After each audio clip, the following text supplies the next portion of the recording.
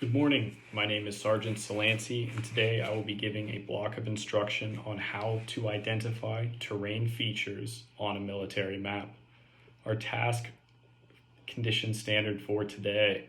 Our task is to identify terrain features using a map. The condition is giving a map that is standard 1 by 50 thousandths. The standard is identify 5 major, 3 minor, and 2 supplementary terrain features on a map.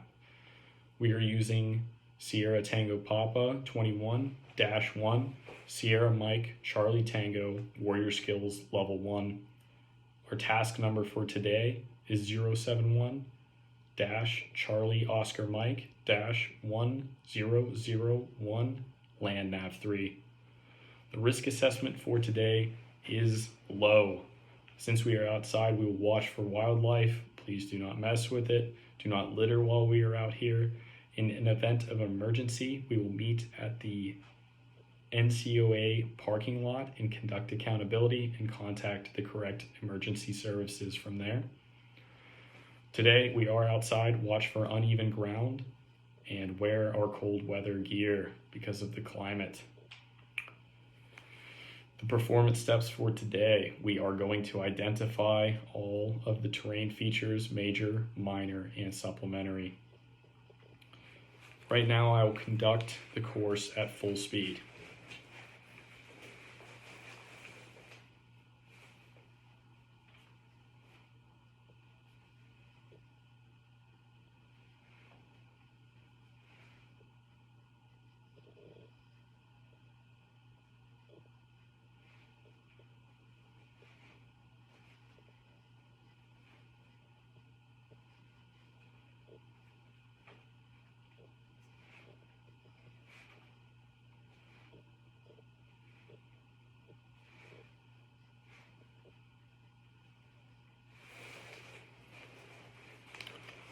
Now I'm going to break down what happened.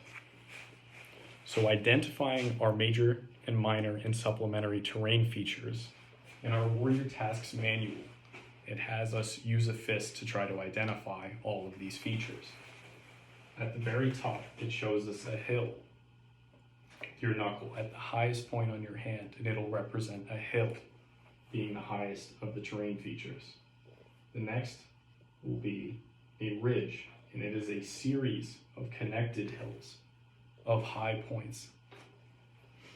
The next will be a saddle, and it is a low point in between 2 elevated surfaces, so in between the knuckles. The next will be a draw. It's a running down slope from each saddle, and the saddle was the low point. So in between your fingers running down would be a draw. Next, we have a spur, a running down slope from each hill along a ridge. So it would be how the hilltops are coming downwards, but not the indented portion, how they're running downwards. The next will be a cliff, which is the very side of your fist, and that'll be a steep drop off. Next, if we move our hand slightly cupped, we can see different terrain features. One will include a valley, which is in between your fingers running along, having high points on 3 sides and a low point running below. The next will be a depression, which would be right in the seam of your palm, and what it does is it creates a low point from 2 sides. And you can see that it would make a depression on a map. This will have tick marks indicating which way the depression is. Moving through this, we will look at these features on a map. On our terrain features map that we have here, it'll show a hilltop as our first major terrain feature. It'll be continuous circles circling around an elevated point. At the very top of the hill, there's also a continuous circle, and on the rest of the map, these are darker, and that tells us that that is a hilltop. Moving forward, we have our second major terrain feature, which would be a valley. It is an area that has high ground on 3 sides and usually has water running in between it. So we can see here how the valley's contour lines are moving into a V shape with high ground on 3 sides and low ground on the other.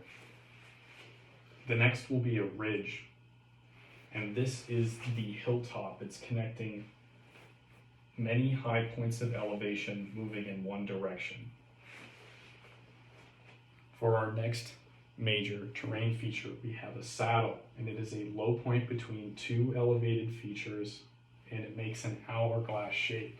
So in this map, we can see we have two hills right here, and in between these two hills, you have an hourglass shape that's making it, because it's between two elevated positions, right in between, and low points on either side of it. For our last major terrain feature, we have depression. It is a low point in terrain with tick marks facing low ground. We have an example of it right here. A depression or outline circles continuous like a hilltop, but it has tick marks facing inwards to say that it's moving in a downward direction. Now, if you are in this depression, no matter where you look, you will see low ground. For our first minor terrain feature, we have a draw. It is a small valley beginning off of two hilltops, shown by elongated V shapes. The difference between a draw and a valley is they are not as big, and they are starting at the base of the mountains, moving downwards. And you can see this by there are many contour lines indicating it is steeper. Our next minor terrain feature will be a spur. It's high ground with low ground on three sides, with high ground just behind there. So if we look right here, you can see that it has low ground on all three sides, but behind it will be high ground, and you can easily identify that as a spur. Our last minor terrain feature will be a cliff, and it is a steep drop-off. You can identify this on a map because it'll have many contour lines in quick succession showing there is a drop-off. For the last two is our supplementary terrain features, which would be a cut and a fill. These are both man-made features to supplement either railroads or roads. For the cut, it is filling land to level terrain shown by tick marks facing inwards. So that'll show a cut, and the fill marks and the tick marks facing inwards show that there will be an indentation. For the fill, it is taking land to level terrain shown by tick marks facing outwards. So fill would be adding terrain, and the tick marks are facing outwards to show the elevation. Now I will give you 10 minutes of practice with your small groups, correction individually, and then you will be assessed. 10 minutes has elapsed. Now we will start our evaluation session, and it'll be individual soldiers, about 5 minutes each. This time has elapsed.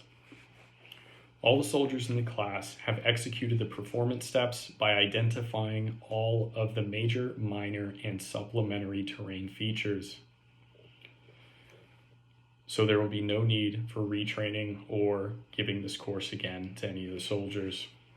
To reiterate, the risk assessment for today was low, and we will account for our gear as we were coming out. We have our pens, our maps, our plate carriers, our plates, any first line gear, ACH, iPro, gloves, and ear pro in an accessible place. So now we will conduct an AAR. What happened was we identified the major, minor, and supplementary terrain features. What we were supposed to do was identify how to see terrain features on a map. What we did was identify the terrain features on a map, conduct the training, and all of our soldiers passed. Do we have any sustains? Improves? All right, our references today were the Warrior Task Level 1 Manual and Staff Sergeant Foster. Are we okay to close the training area? Thank you.